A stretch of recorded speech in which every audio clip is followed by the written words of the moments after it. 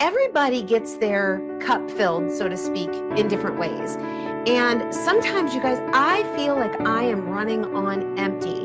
Sometimes I think, what am I going to be able to give to people today? Because today I feel so empty. And that is where actually a friend of mine challenged me last Saturday. I have a friend in California, and she is one of the ways I fill my cup, by the way. She and I have a video call every 2 weeks, and we haven't seen each other in over 10 years, other than to recently reconnect and have these video calls for the simple sake of encouragement, to fill one another's cup.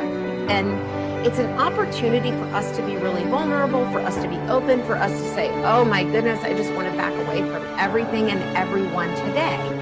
And, you know, as much as I love to encourage you and speak life to you and give you not just tips and tools, but insights into really understanding who you are and who you were created to be, as much as I love that, you guys, sometimes even that depletes me. It's not a bad thing to feel that way or to have that thought cross our minds. There's a verse in the Bible that talks about the person who is a servant or who loves, right, through service, sometimes feels the most unloved. When you own your purpose, so one, you know who you are, you know who you were created to be, you know the gifts that you have and only you have to offer the world, you do that, you go and deliver that, and sometimes we get empty. So my question to you is, how do you get filled? I surround myself.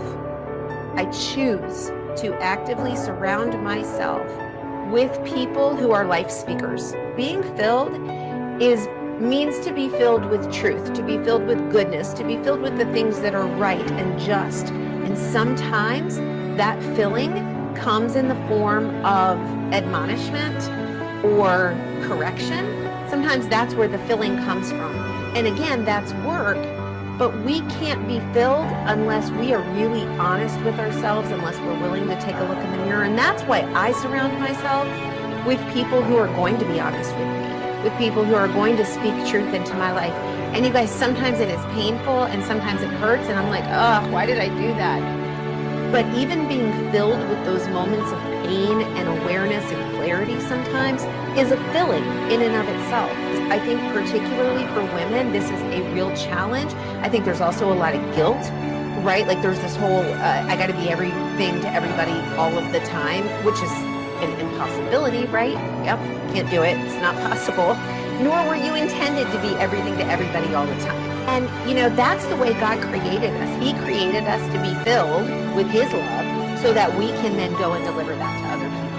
And that's my desire for you too, is that you feel that and that you feel fulfilled and completed in that, and know your why, know your purpose, know why you're here. You guys, if you're here, if you're living, if you're breathing, if you're on this side of the dirt, it's for a reason. God still has a plan for your life, and He wants you to go and deliver that to other people. And in the process, He wants you to be filled, and He wants you to be happy, and He wants you to surround yourself with truth speakers and life speakers. What I'd love to hear from you, if you don't feel comfortable commenting here in the video, I would encourage you to do that though, because there's people who might resonate with whatever you have to say, whatever idea that you have of the way that you get filled, of the way that you take a break, of the way that you get your fuel back in your tank, you know, top off your tank so that then you can continue to go and give joyfully as opposed to begrudgingly.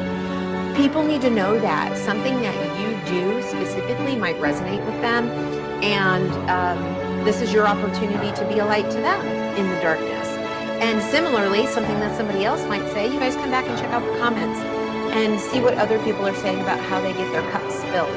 I'll see you next Tuesday on Off the Couch with Dr. Sherry, where I'm shifting perspectives and speaking life to you.